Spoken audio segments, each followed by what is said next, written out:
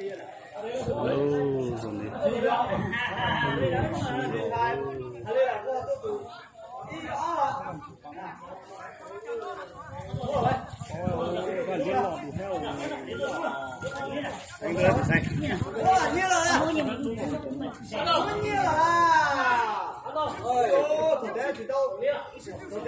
rồi này.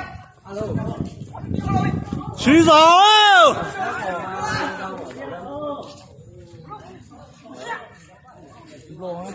Tự nhiên nói rồi đó. Lết được chưa? Lết xanh ra. Lết xanh ra. Là lẻ đó. Lúc đó Nó lên nhận đó, nó đúng cuốn bỏ rồi. đây là bỏ đi mua xe đây này, đang còn thiếu tiền. Để bảo 2-3 hôm nay cháu mua xe.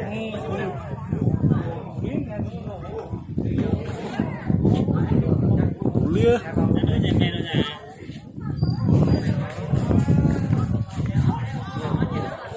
Xí giờ mấy chị cắt